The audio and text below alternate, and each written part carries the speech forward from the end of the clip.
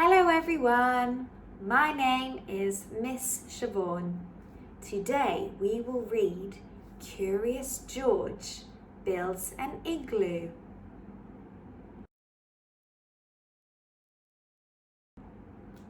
It was a beautiful winter morning.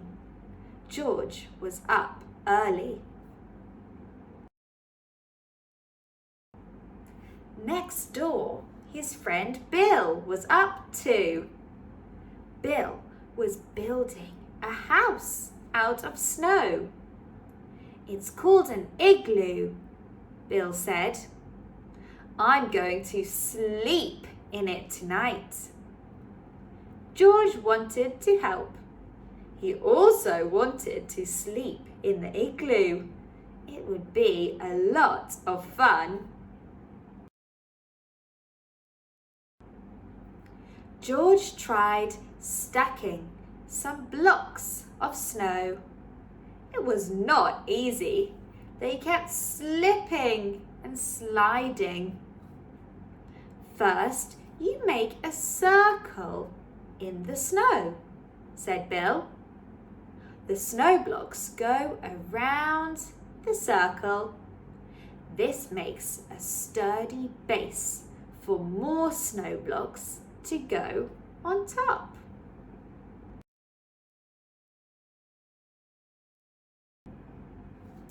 Bill showed George how to stack snow blocks on top of the base. Around and around they went until there was only a hole left at the top. The last piece is called the keystone, Bill said. It keeps all the other snow blocks in place. You have to fill in all the cracks, Bill said. This keeps the igloo nice and warm inside. They smoothed out the snow blocks. Bill and George filled all the spaces with snow. George was impressed, but Bill's igloo was a little small.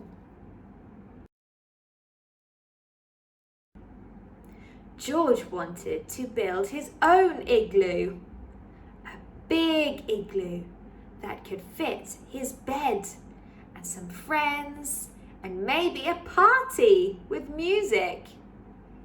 George got to work. This time he made the circle bigger. He stacked the snow blocks around and around, just as Bill had taught him.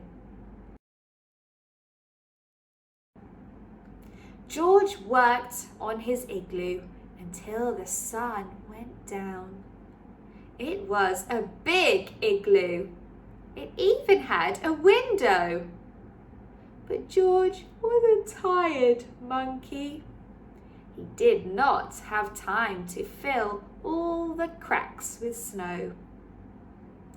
The man with the yellow hat helped move George's warm bed into the igloo. George bundled up and went to sleep.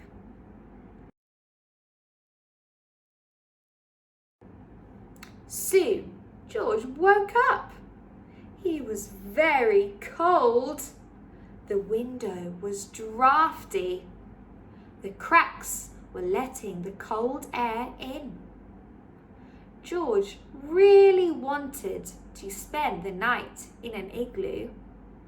What could he do? Then George had an idea.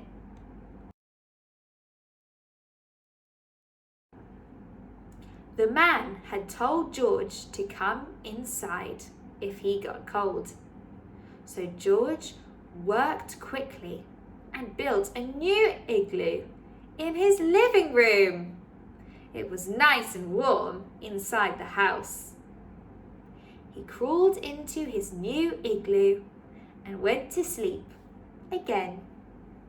The living room was the perfect temperature for sleeping.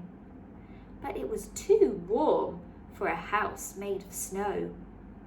George's indoor igloo began to melt.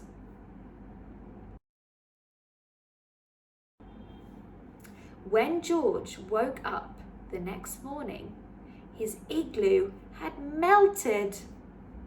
It had turned into a big puddle, a big mess to clean up.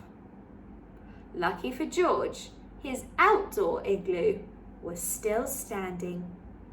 The big igloo was too cold for sleeping, but it was just right for a party.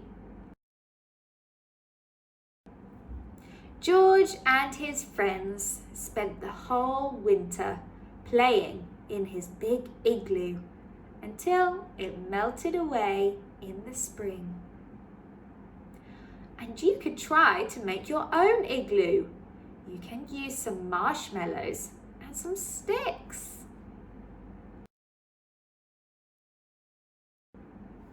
Can you see the pictures? Which things can melt? I see some.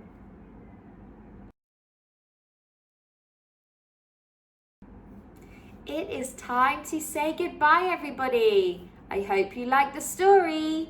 See you next time.